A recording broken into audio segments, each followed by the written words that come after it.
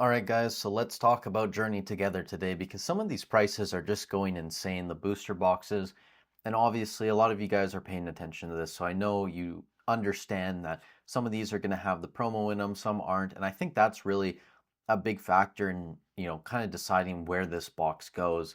As you can see, this is, I think, the regular booster box on TCG Player right now, going for about 280, actually higher than the enhanced booster box, which does have the stamp promo right now, which is sitting around $265. And I've heard people say that Journey Together, you should get a bit of the enhanced version just in case if they do another print run and they don't have the stamp promos in all the boxes, then these enhanced boxes are going to be very rare. But I feel like you could also just go the other way, where you should maybe get a box or two, or maybe a case of just the regular ones, just in case if they do reprints and all of the boxes have stamp promos, that the ones without a stamp promo might even end up being rare in the long term as a collectible item. And guys, honestly, at this point, I have no clue what's going on. I have no clue what's going to happen. I thought we were close to the top a month and a half, 2 months ago. I really didn't think it was going to go on this long. And one thing I want to point out to you guys, uh, Temporal Forces booster boxes are about $200 now. You can see here, where is the sale from yesterday? $200, 198, 199, 190 is a low one. But these boxes are basically 200 bucks. Paradox Rift, same thing. These are $200 boxes. You have a sale today. I didn't notice that. That must have just came in before I started recording. $220, guys, for a Paradox Rift booster box. Before that, 198, 198, 200, 198. So both of these boxes have basically caught up to Obsidian Flame Stellar Crowns a little bit further ahead. But now basically every box in the SV era is $200, I think, right? Except maybe SV base. So just wild, right? And Journey Together is the most expensive booster box of this era. And I don't really know what to make of that. I honestly don't, because when I look at Journey Together, I look at the cards in Journey Together. Sure, you have a couple decent ones. You have the Lily's Clefairy, which I'm sure is going to be expensive because it's a Lily card. You're going to have Enzorark. The Salamence is great, which based on current pricing right now that we know of, it's maybe going to be the second most expensive card. I wouldn't be surprised if that changes a little bit in the future. The gold cards are great. I've heard a couple people say they like the gold cards. I agree. Like, I like that the trainers are in the background and you can actually see what's going on. A lot of the other gold cards, they're just pure gold and it's kind of difficult to make out. I like that there's a little bit of color. Sure, that's awesome. When you go look at the illustration rares, okay, there's some good ones. You have another Lily card. I think this is what, Cutie Fly. So again, like, not a crazy Pokemon. Ionos, the Whale Lord's awesome. Articuno's great. But when I compare the set to something like a Surging Sparks, a Paldea Evolved, I still don't know if it stands up. And then even more so, when I look at older sets, right, like Silver Tempest, Brilliant Stars, Chilling Rain, like, do I really rate it as highly as these? Because again, when it comes to buying product right now, people, obviously everything's sold out on the Pokemon Center, Destined Rivals, which we'll talk about a little bit in a second. When you look at TCG Player, 265 for a booster box, you can basically buy Silver Tempest for the same price. You can buy Brilliant Stars for slightly more.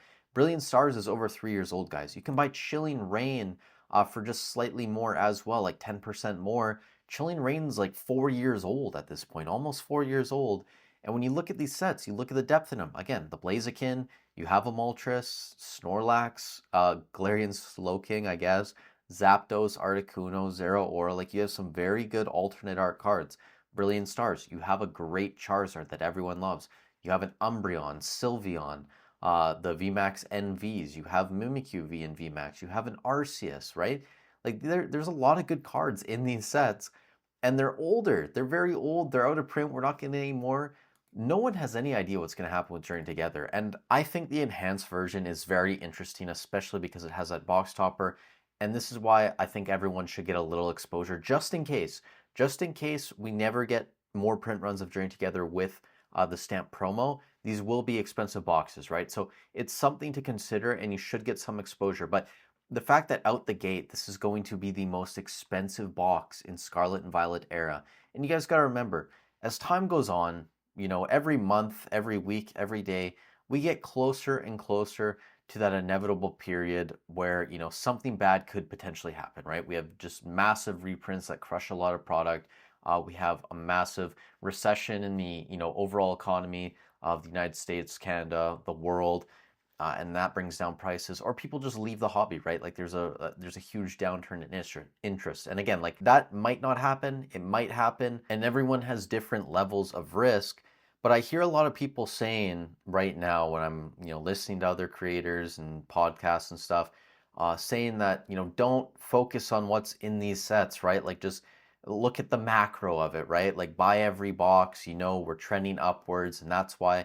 And it makes sense, right? Like that's why Stellar Crown and Obsidian Flames have done very well. Those were probably very cheap boxes and people just were buying everything up, right? It makes sense why those do well. But when you look at what could potentially happen, it does matter what's inside a set, right? Like you could have a Shining Fate situation where ETBs were $110 around release, and it's going to take 4 years-ish to get back to that point. Battle Styles, same sort of thing. It took 3-4 years for Battle Styles to get back to where it was in 2021. Vivid Voltage isn't even back to where it was. This was over $300 Canadian at one point.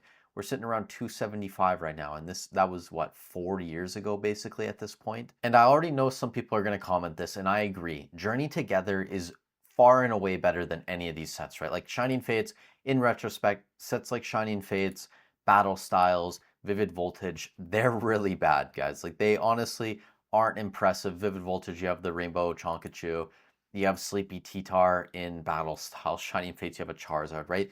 But at the time, people thought these were very good sets. And it doesn't mean that, that sort of same situation could happen in 3-4 years where what people are buying now is going to take a very long time to recover. And again, I think that the stamp promo is reason enough based on what could potentially happen in the future with print runs and if more boxes come with those or without those, why you should get a little bit of exposure to this set. It makes sense to me why.